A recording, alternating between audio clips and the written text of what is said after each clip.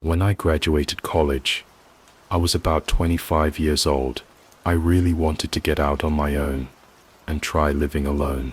Luckily for me, my grandma had asked to be moved into an assisted living center about a year prior. I had asked my parents if I could live there. They talked it over with my grandma, and she agreed it would be nice to have someone there after a year of it sitting empty. This was in a kind of up-and-coming area, but still had its rough spots. I was so excited until I got there to do a walkthrough to see how I was going to set up my things. The house was a shotgun-style home, with a cellar that could only be accessed from the outside. While I was walking through the house, I swore I was hearing noises. Finally realized they were coming from the basement, called the police, and they came out and escorted out 6 people from the cellar. They were squatters that had been living there. After they left, I went down there to find all kinds of stuff. The cops took all the drugs and anything else illegal. It looked like someone had spray painted the walls all over. It was just a concrete cellar where the water heater and HVAC was, so I wouldn't have really cared, except it seemed to be kind of satanic. I don't know anything about that stuff, but there was a couple pentagrams and a chalk circle on the floor. Cops didn't really have anything to say about it. They didn't know either. I poured some water on the floor to wash away the circle, but the walls I just left as is. Fast forward a few months of me living here. I had forgotten all about it, had started dating my future wife, and she was over. We were getting ready for bed, and in the bathroom brushing our teeth. A knock came from the back door. I ignored it, but it came again. It was 1 a.m., and this was my back door. Someone had to have come into my backyard by opening the fence gate. I grabbed my gun and went to the door, keeping it out of view. Some guy was standing on the porch. I opened the interior wooden door, but kept the outside storm door shut and locked. I asked what he was here for, since it was so late. All he said was, "Is Christina here?" I told him he had the wrong house, and all he said was, "Oh, so do you want me to leave?" I told him he better leave and not come back. He just stood there, staring at me. I was getting very nervous at this point, and shut the door. He walked down the steps, and just stood in my backyard staring at the house. Then he tried to open the cellar doors.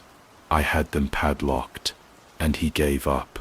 I opened the back window, and told him to get out of here, before the cops show up, or he gets shot, or both. Again he just stared, but then finally left. I didn't sleep that night. Again a couple months later, my girlfriend told me that guy was back, just standing in my backyard staring at the house.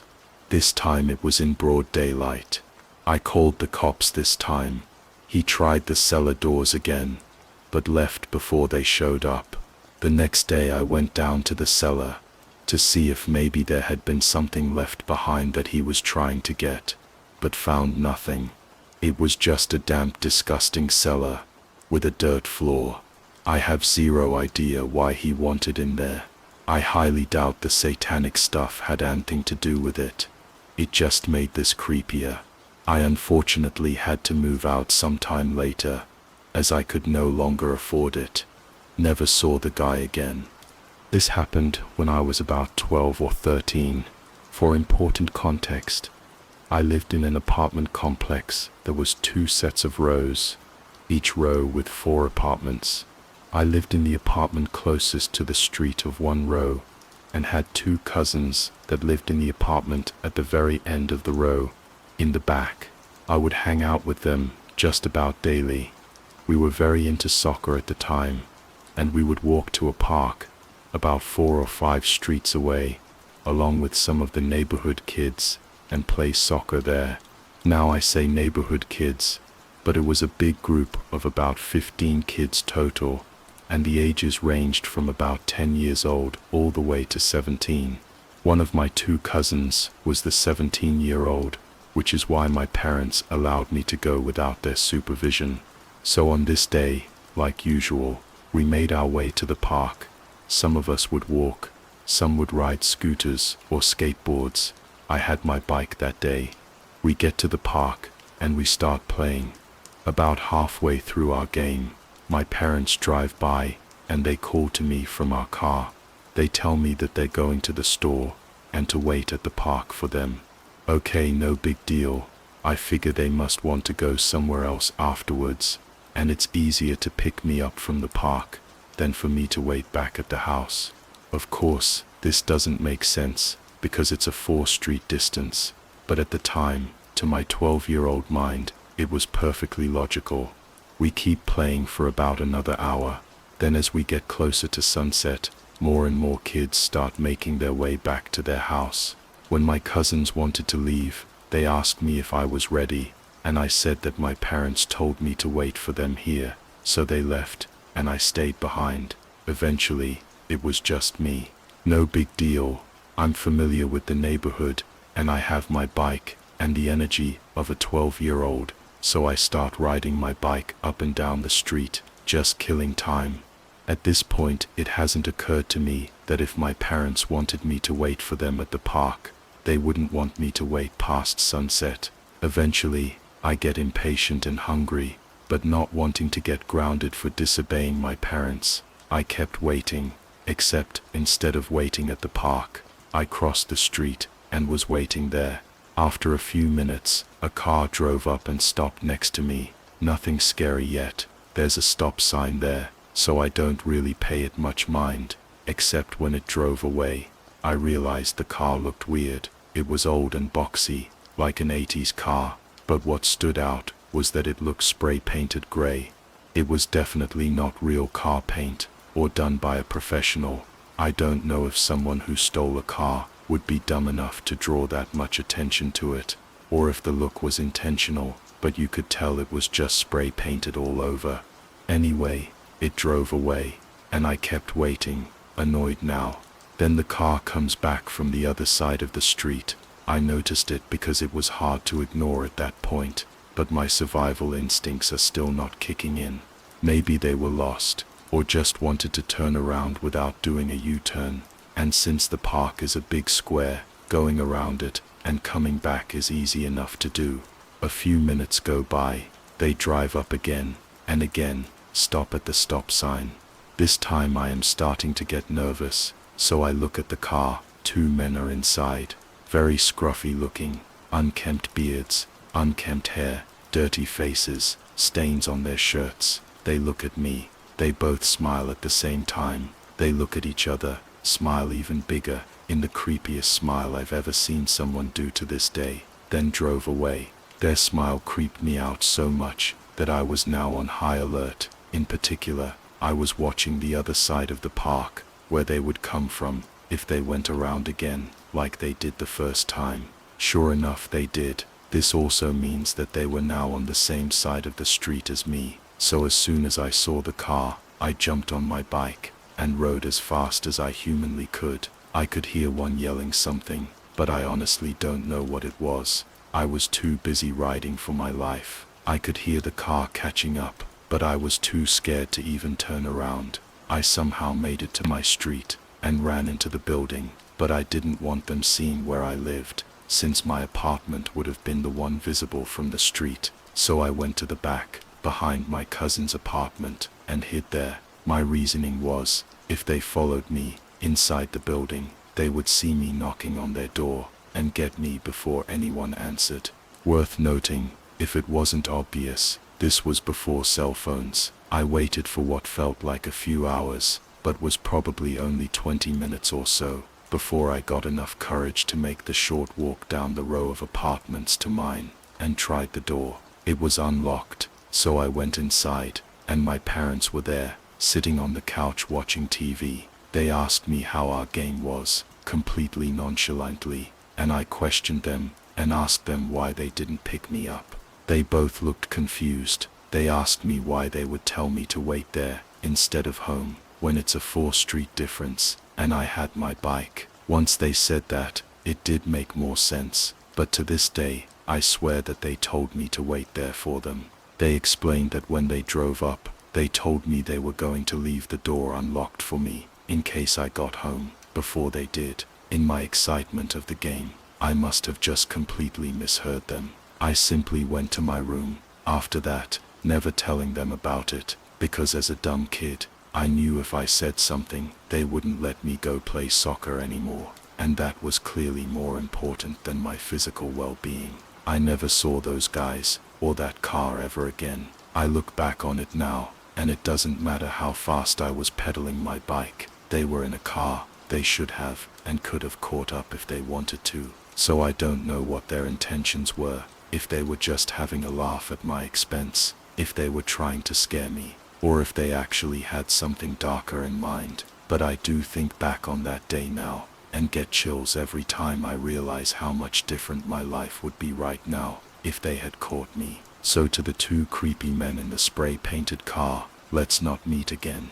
The GPS had rerouted me, due to an accident on the highway, and I found myself driving through a stretch of rural backroads I'd never seen before. The trees were a fiery blend of red and orange, and the air smelled like fallen leaves and damp earth. It was peaceful, almost too peaceful, as if the world had forgotten this place existed. That's when I saw the sign, Costco. Next exit. I frowned. A Costco out here, in the middle of nowhere. It didn't make sense. There were no towns nearby, no neighborhoods, just endless stretches of forest, and the occasional farmhouse. But curiosity got the better of me. I needed gas anyway, and maybe I could grab a snack. I took the exit. The parking lot was massive, as you'd expect from a Costco, but eerily empty. There were only a handful of cars scattered across the sea of asphalt, and none of them looked like they'd been moved in weeks. Dust and leaves had gathered around their tires, and one had a flat. I parked near the entrance, grabbed my reusable shopping bag, and headed inside. The automatic doors slid open with a cheerful ding, and I was hit with a blast of cold air. The store was brightly lit, the shelves neatly stocked, but something felt off. There were no greeters at the door, no employees in sight, and no other shoppers. The silence was unnerving. The only sound was the faint hum of the fluorescent lights above. I grabbed a cart and started wandering the aisles, trying to shake the uneasy feeling creeping up my spine.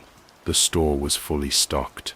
Gigantic boxes of cereal, towering displays of toilet paper, rows of TVs playing the same looped advertisement, but it all felt staged, like a movie set. I called out, "Hello, is anyone here?"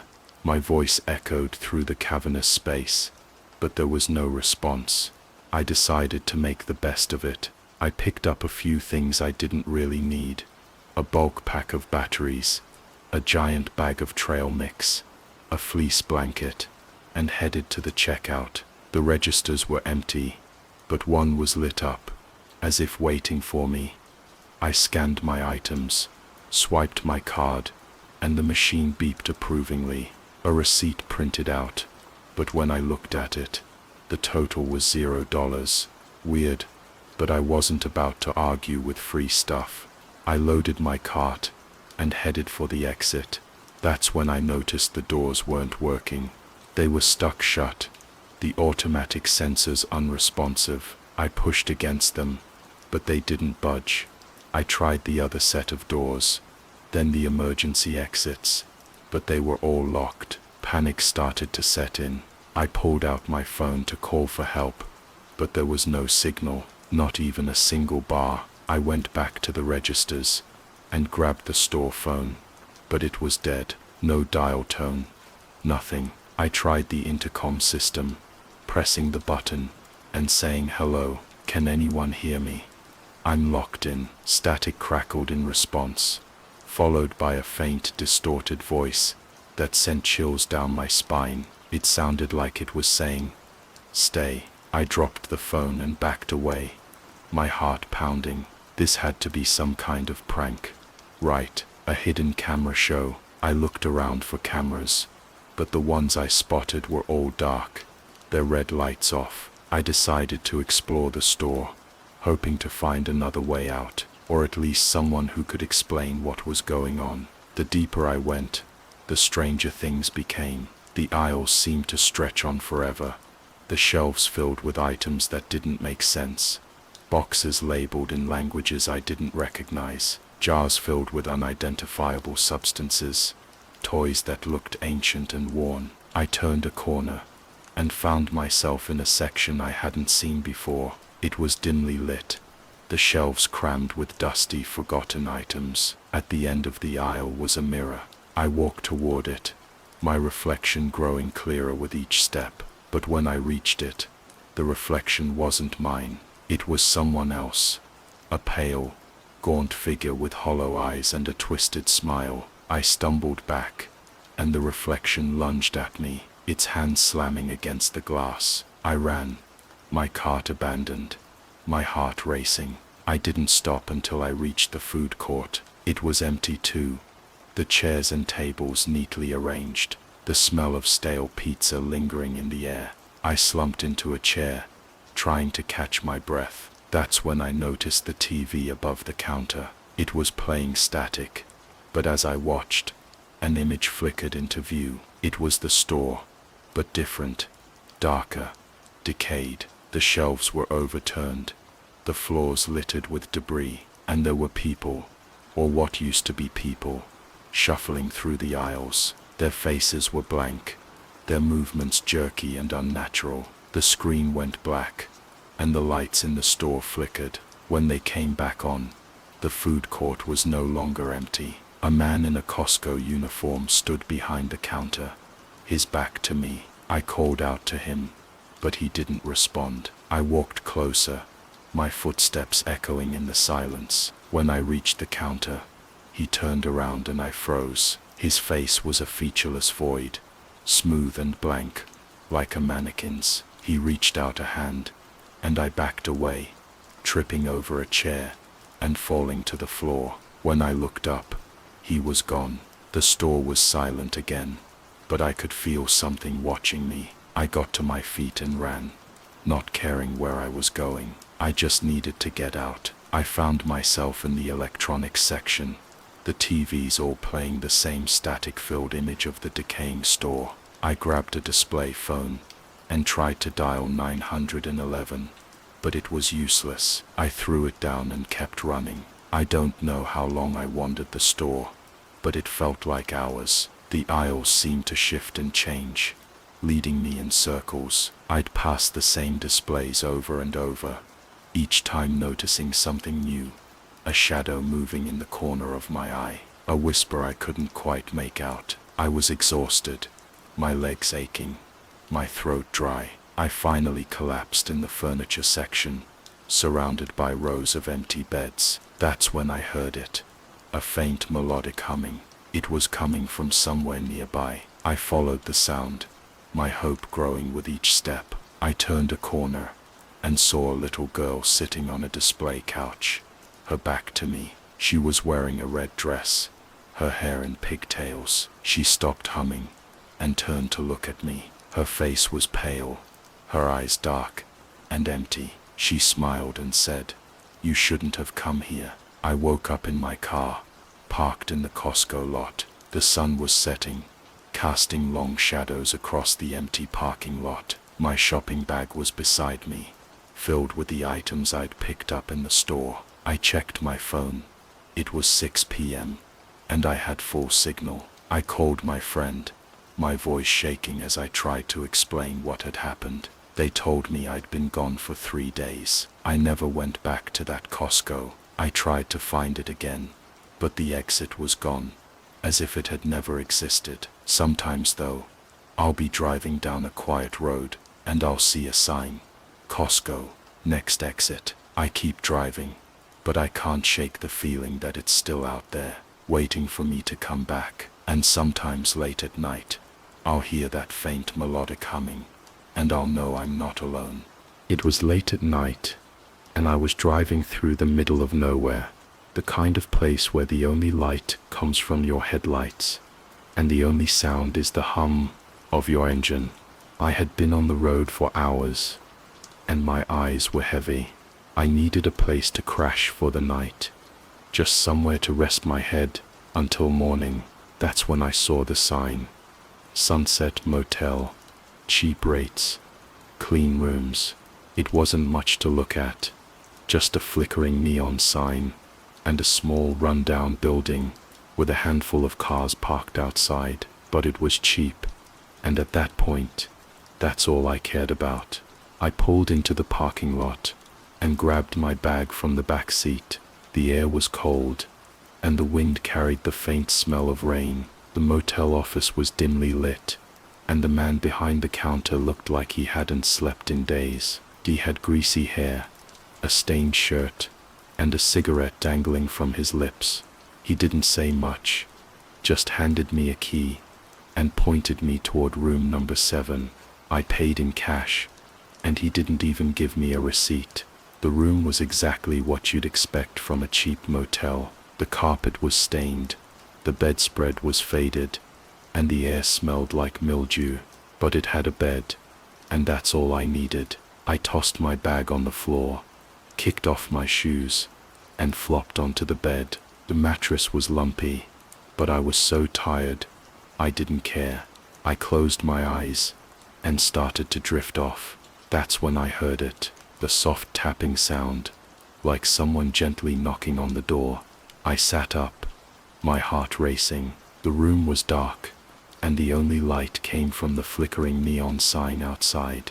I waited, listening. The tapping came again, louder this time. It wasn't coming from the door, it was coming from the wall. I pressed my ear against the wall and heard it again. Tap, tap, bap. Hello? I called out, my voice shaky. There was no response, just the tapping. I told myself it was nothing, that maybe it was just the pipes or the wind, but deep down, I knew it wasn't. The sound was too deliberate, too rhythmic. I tried to ignore it and lay back down, but the tapping continued. Tap, tap, tap. It was driving me crazy. Finally, I couldn't take it anymore. I grabbed the key and stepped outside. The parking lot was empty now, and the only sound was the wind rustling through the trees. I walked over to room number 8, the room next to mine, and knocked on the door. No one answered. I knocked again, louder this time. Still nothing. I tried the handle, and to my surprise, the door was unlocked. I pushed it open slowly, peeking inside. The room was dark, but I could see that it was empty. The bed was made, and there was no sign that anyone had been there. I stepped inside, my heart pounding in my chest. The tapping had stopped. Hello? I called out again. My voice echoed in the empty room. There was no one there. I was about to leave when I noticed something strange. The wall between my room and this one had a small hole in it, about the size of a dime. I knelt down and looked through the hole. On the other side, I could see my room, my bed, my bag, everything. But something was off. The room looked different, like it was older, more worn. The carpet was more stained, the walls were cracked, and the bedspread was torn. I stood up, confused. That wasn't my room. I walked back to my room and opened the door. Everything was exactly as I had left it. The carpet, the walls, the bedspread, all normal.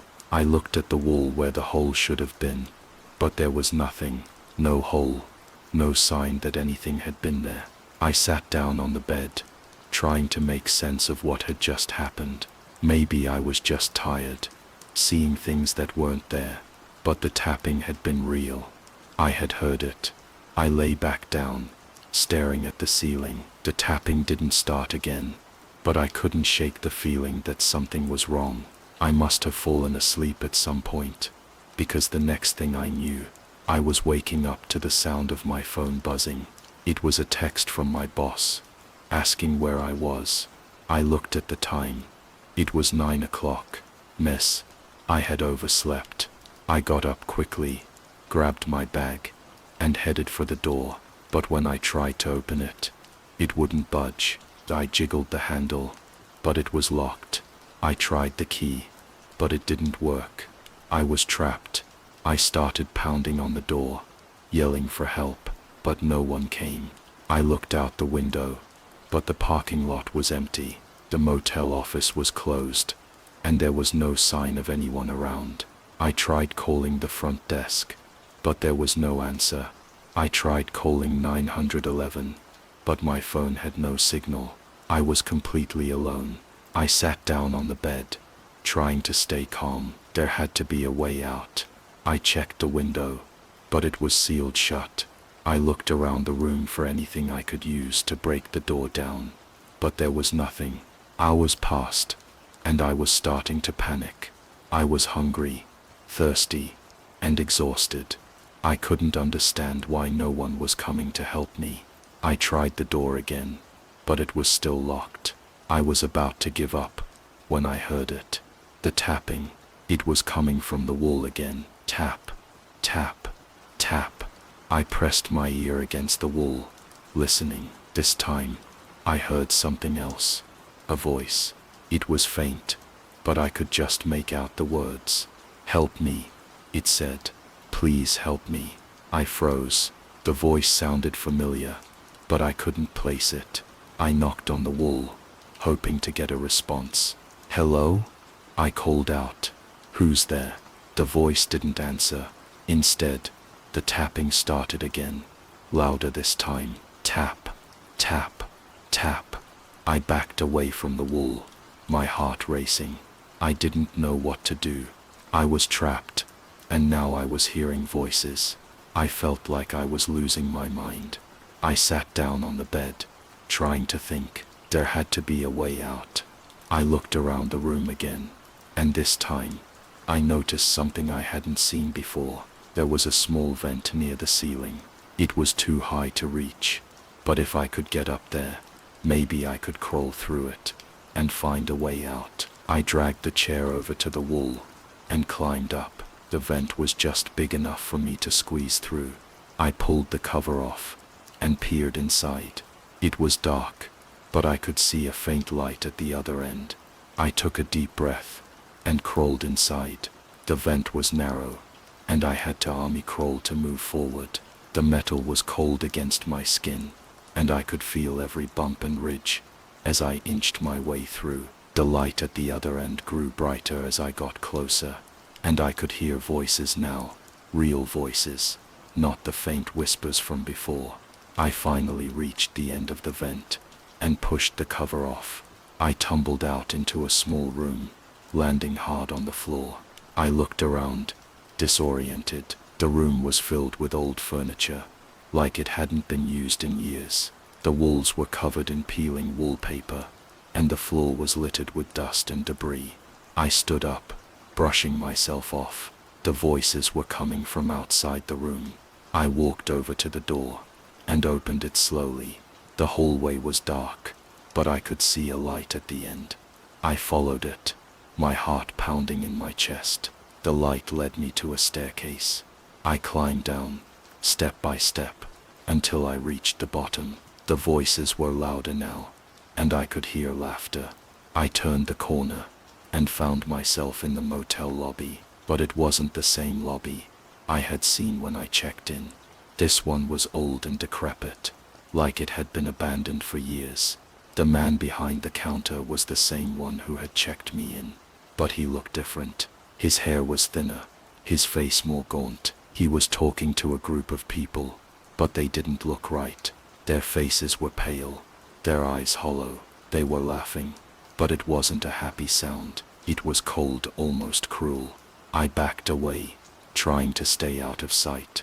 I didn't know what was going on, but I knew I had to get out of there. I turned and ran back up the stairs, through the hallway, and into the room with the vent. I climbed back inside and crawled as fast as I could, my heart racing. When I reached the other end, I tumbled out into my room. I looked around, relieved to be back. But something was different. The room was darker, colder, the walls were cracked, and the bedspread was torn. It was the room I had seen through the hole in the wall. I tried the door again, and this time, it opened. I ran outside, into the parking lot. The motel was empty, and the office was dark. I didn't look back. I just ran to my car, got in, and drove away as fast as I could. I didn't stop until I was miles away. I pulled over at a gas station and called my boss, telling him I was sick and wouldn't be coming in. I didn't know what to say. I didn't even know if I believed what had happened, but I knew one thing. I was never going back to that motel. I still don't know what happened that night. Maybe it was all in my head, a product of exhaustion and stress, or maybe there was something wrong with that place. Something I can't explain. All I know is that I'll never forget the tapping, the voices, or the feeling of being trapped, and I'll never stay at a cheap motel again. It was a rainy evening when I first saw the mall. I had been driving for hours, lost on some back road that my GPS refused to recognize.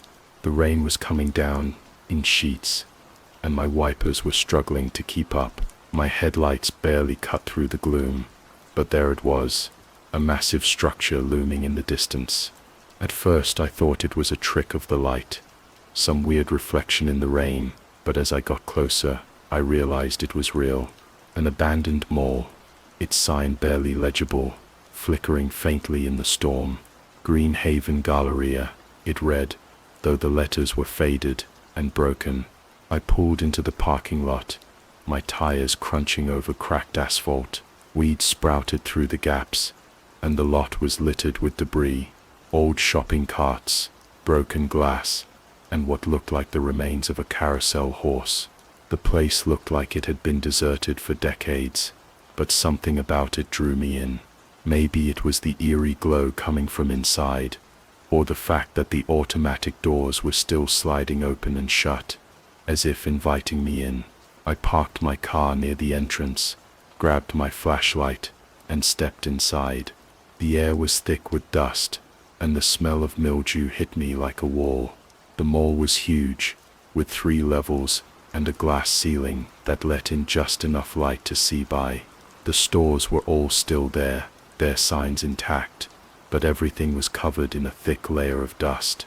It was like stepping into a time capsule, frozen in the moment it was abandoned. I started walking, my footsteps echoing through the empty halls. The first store I passed was a clothing boutique, its mannequins still dressed in the latest fashions from whatever year this place had closed. Their blank, staring faces sent a shiver down my spine, but I kept going. Next was a toy store, its shelves still stocked with dolls and action figures.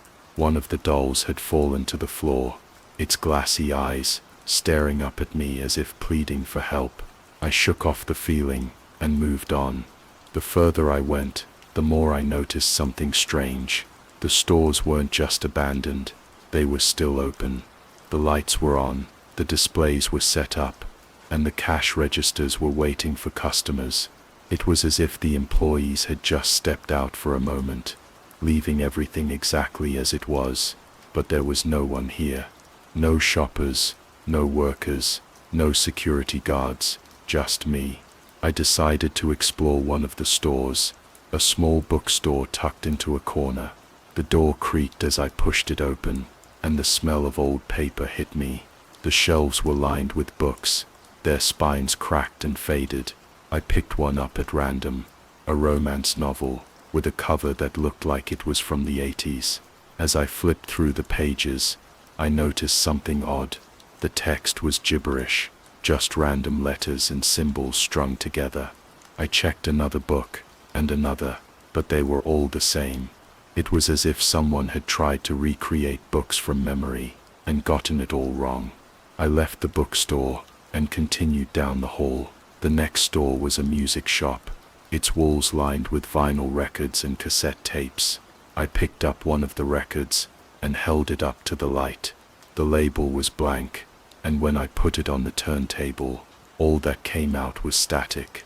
I tried another and another, but it was the same every time, just static, like the sound of a dead channel.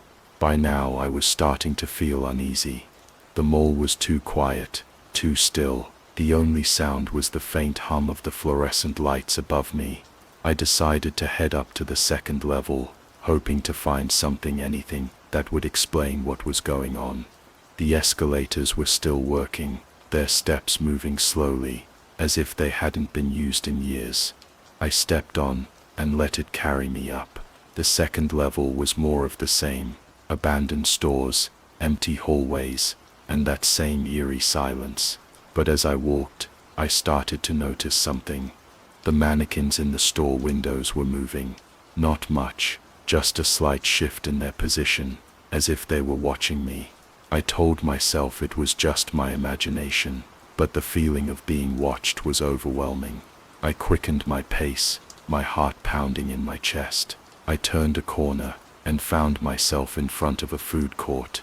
The tables and chairs were still there, along with the remains of meals left behind. A half-eaten slice of pizza sat on one of the tables. The cheese hardened and cracked. The smell of rot filled the air, and I covered my nose with my sleeve. The food court was lit by a single flickering light, casting long shadows across the floor. That's when I saw her, a little girl, no more than 8 or 9, standing at the far end of the food court. She was wearing a pink dress and holding a stuffed rabbit, her hair tied back in a bow. She looked like she had stepped out of a different time, her clothes old-fashioned and her face pale. She was just standing there, staring at me with wide, empty eyes. "Hey," I called out, my voice echoing through the empty space. "Are you okay?" She didn't respond. She just stood there, staring. I took a step closer, and she took a step back. I stopped, not wanting to scare her, but she just kept staring, her eyes never leaving mine. "Are you lost?" I asked, trying to keep my voice calm. "Do you need help?" Again, no response. She just stood there, her grip tightening on the stuffed rabbit. I took another step forward, and this time she didn't move. I was close enough now to see the details of her face, the dark circles under her eyes, the faint smile on her lips. It was a smile that didn't reach her eyes, a smile that sent a chill down my spine. "Where are your parents?" I asked, my voice trembling. "Are they here?" She didn't answer. Instead, she turned and walked away, disappearing into the shadows. I hesitated for a moment, then followed her. I couldn't just leave her here, not in this place. But as I rounded the corner, she was gone. The hallway was empty, the only sound the faint hum of the lights above. I kept walking, my heart racing.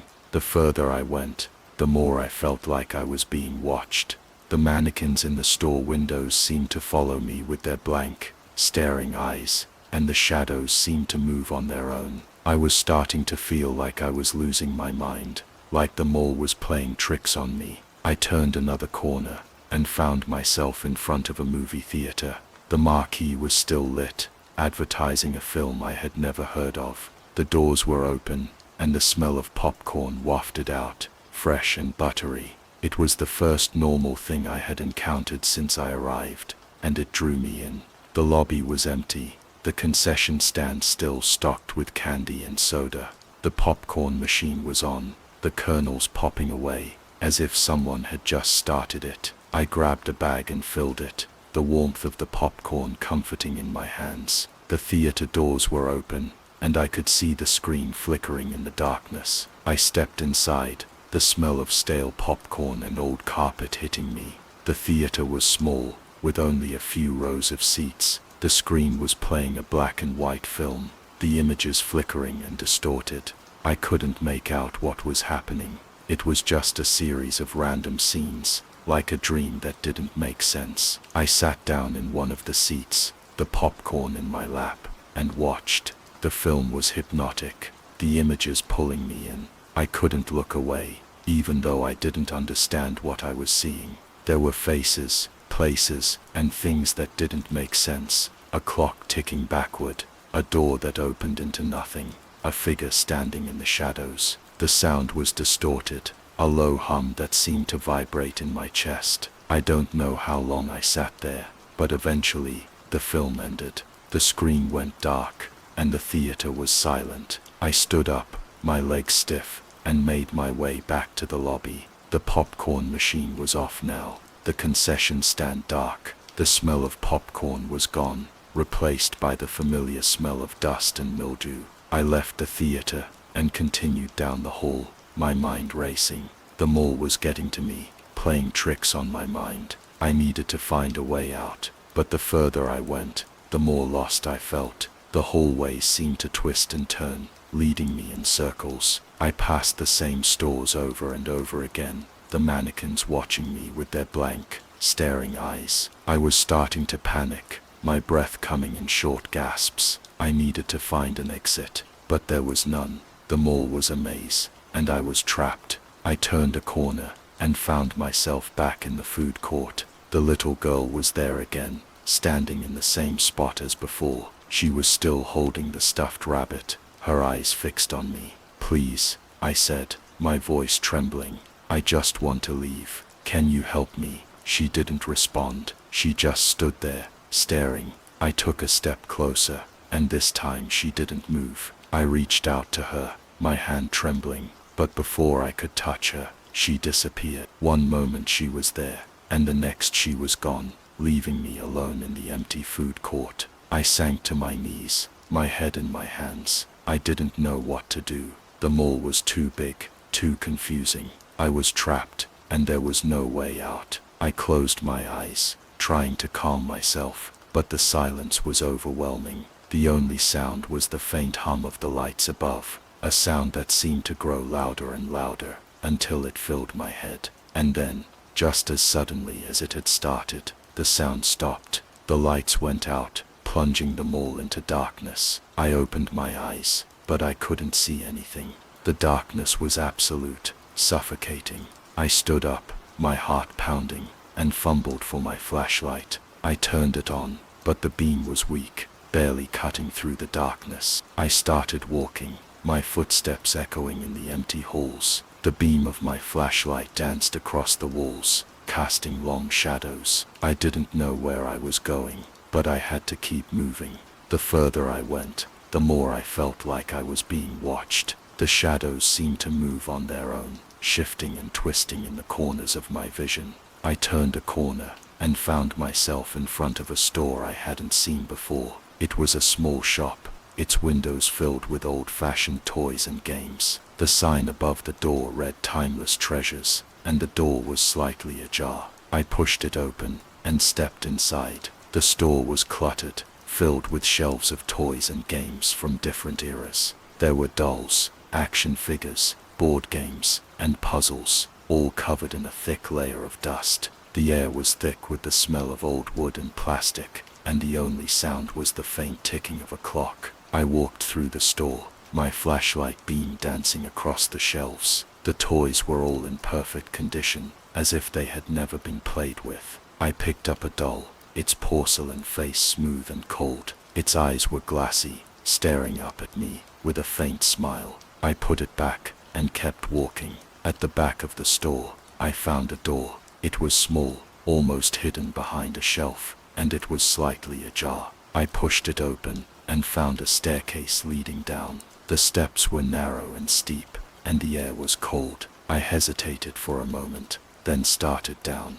The staircase led to a basement, the walls lined with shelves filled with more toys. The air was damp, and the smell of mildew was overwhelming. The only light came from my flashlight, its beam cutting through the darkness. I walked through the basement, my footsteps echoing off the walls. At the far end of the basement, I found a door.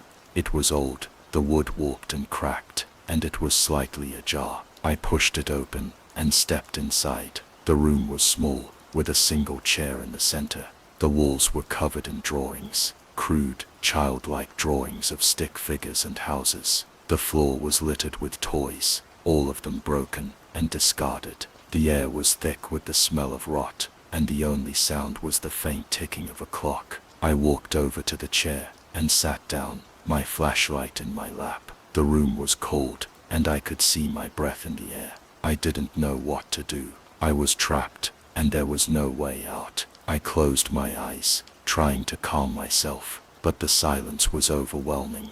And then, just as suddenly as it had started, the ticking stopped. The room was silent, the only sound the faint hum of my flashlight. I opened my eyes and looked around. The drawings on the walls seemed to shift and change, the stick figures moving on their own. The toys on the floor began to rattle, their broken pieces coming together.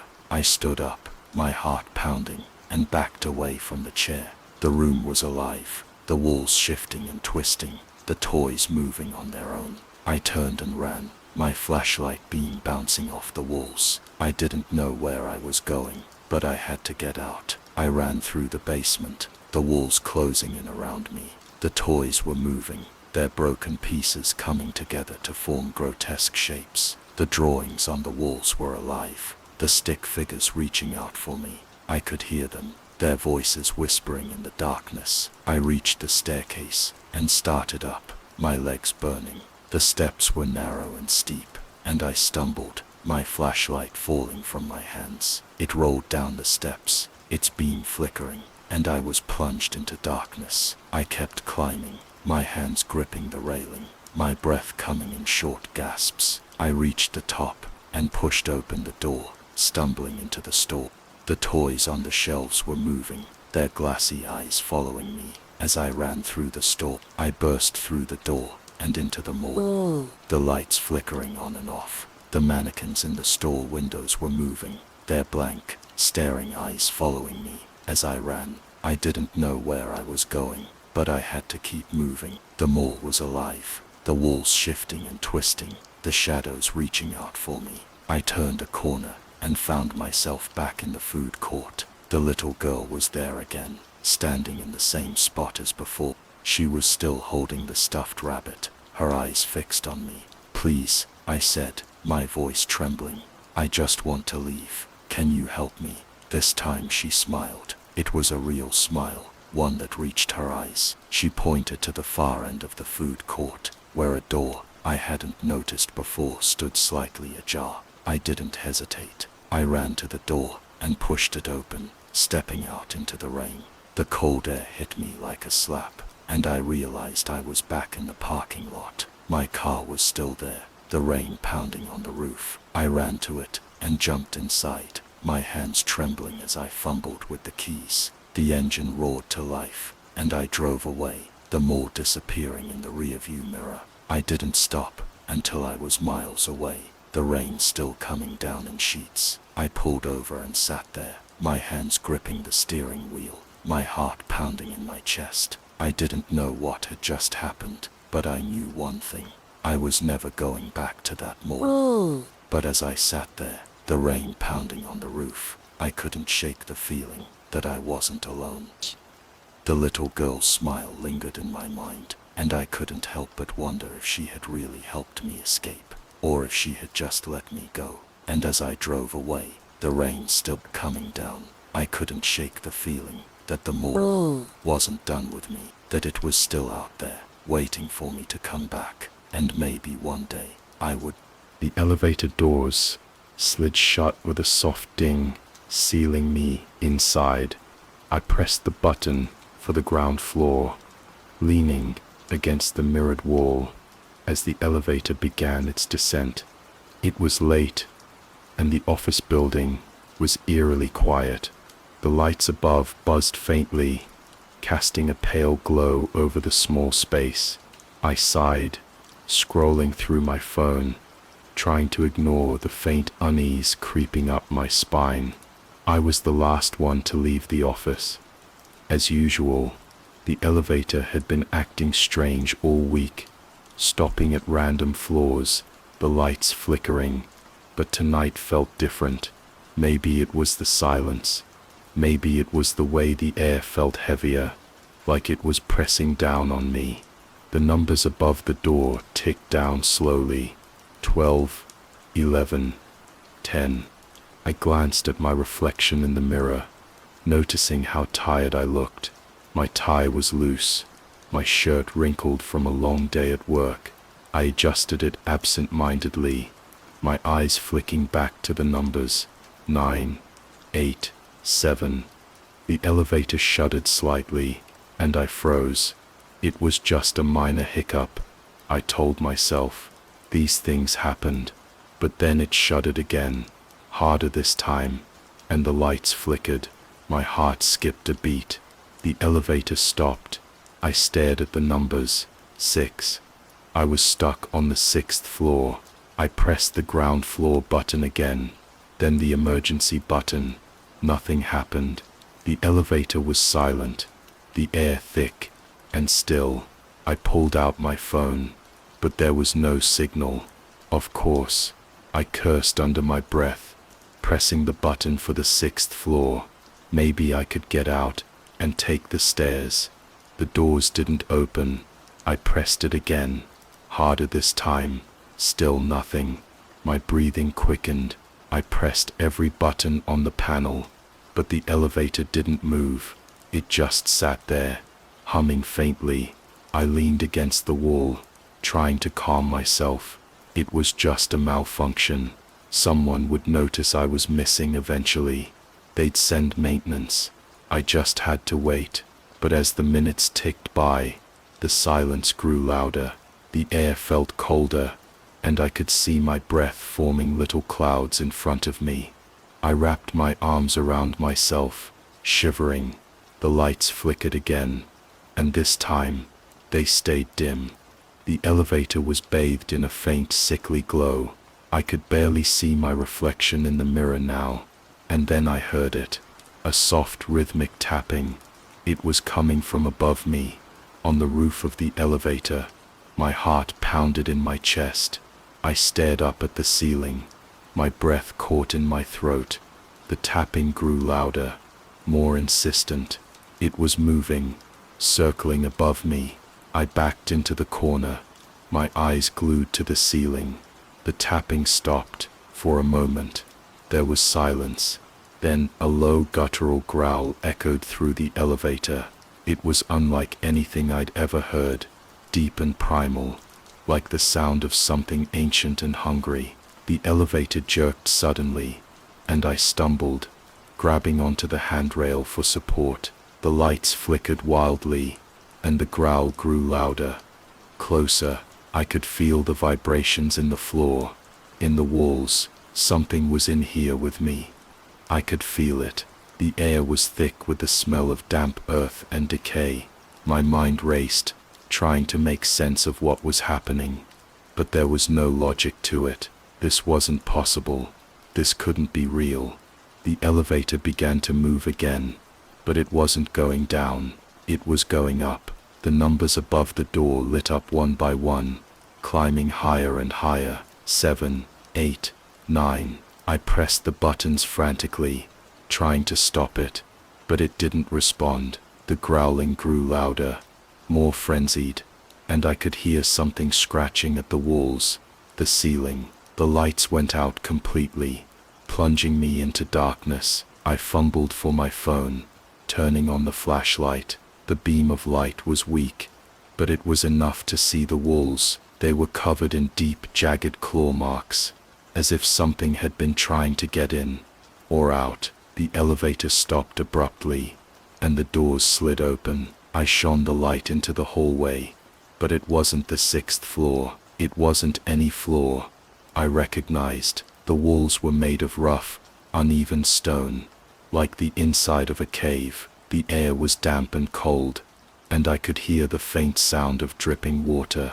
The growling had stopped, but the silence was worse. It felt heavy, oppressive, like the walls were closing in on me. I stepped out of the elevator, my shoes crunching on the gravelly floor. The hallway stretched on endlessly, disappearing into darkness. I turned back to the elevator, but the doors had already closed. I pressed the button, but it didn't open. I was trapped. I had no choice but to move forward. The flashlight flickered as I walked, casting long, twisting shadows on the walls. The air grew colder with every step, and I could see my breath fogging in front of me. The The hallway seemed to go on forever, but eventually, I reached a door. It was old and wooden, with iron hinges and a heavy lock. I pushed it open, and the smell hit me first. Rotten, putrid, like something had died in here. The room was small and circular, with a low ceiling and a dirt floor. In the center was a hole, about 3 feet wide, with a ladder leading down. I shone the light into the hole, but I couldn't see the bottom. The ladder looked old and rickety. The wood splintered and cracked. I didn't want to go down there, but I didn't have a choice. The growling started again, louder this time, coming from behind me. I turned, but there was nothing there, just the empty hallway. The growling grew louder, more urgent, and I knew I had to move. I climbed onto the ladder, my hands trembling as I gripped the rungs. The wood creaked under my weight, but it held. I descended slowly, the flashlight clenched between my teeth. The air grew colder the deeper I went, and the smell of decay grew stronger. The hole seemed to go on forever, but eventually, my feet touched solid ground. I shone the light around, but the beam didn't reach far. The room was vast, with high ceilings, and walls made of the same rough stone as the hallway. The floor was covered in a thick layer of dust, and I could see footprints leading away from the ladder. They were too large to be human. I followed the footprints, my heart pounding in my chest. The room seemed to stretch on forever, but eventually, I reached a wall. Carved into the stone was a symbol, a circle with a jagged line running through it. It looked ancient, like something from a forgotten civilization. I reached out to touch it, but the moment my fingers brushed the stone, the growling started again. It was coming from behind me. I turned, shining the light into the darkness. The beam caught something, a pair of glowing eyes, low to the ground. They were too far apart, too large. Whatever they belonged to, it wasn't human. I backed away, my breath coming in short, panicked gasps. The eyes moved closer, and I could hear the sound of claws scraping against stone. I turned and ran, the flashlight bouncing wildly in my hand. The room seemed to stretch on forever, but eventually, I saw the ladder. I climbed as fast as I could, my hands slipping on the rungs. The growling grew louder, more frenzied, and I could feel the ladder shaking as whatever was down there started to climb after me. I reached the top and pulled myself out of the hole, slamming the door shut behind me. I leaned against it, my chest heaving, my hands trembling. The growling stopped, and for a moment, there was silence. Then the door began to shake. Something was pounding on it from the other side, trying to get out. I backed away, my eyes fixed on the door. The pounding grew louder, more violent, and I could hear the wood splintering. I turned and ran, back down the hallway, towards the elevator. The doors were open when I reached it, and I stumbled inside, pressing the button for the ground floor. The doors slid shut just as the thing in the hallway reached me. I could hear it pounding on the doors, growling and snarling, but the elevator began to move. The numbers ticked down slowly, and I sank to the floor, my legs giving out beneath me. The lights flickered, but they stayed on. The growling faded, and the elevator was silent once more. When the doors opened, I was back in the lobby. The fluorescent lights were bright, the air warm and familiar. I stepped out, my legs still shaking, and turned to look at the elevator. The doors slid shut, and the numbers above began to climb again. I watched as they reached the 6th floor, then continued climbing. 7, 8, 9. I didn't wait to see where it stopped. I ran out of the building, into the cold night air, and didn't look back. I never took the elevator again. I quit my job the next day, and moved to a new city. But sometimes, late at night, I hear it, the soft rhythmic tapping, the low guttural growl, and I know it's still out there, waiting, because I took the last elevator down, and there's no ground floor.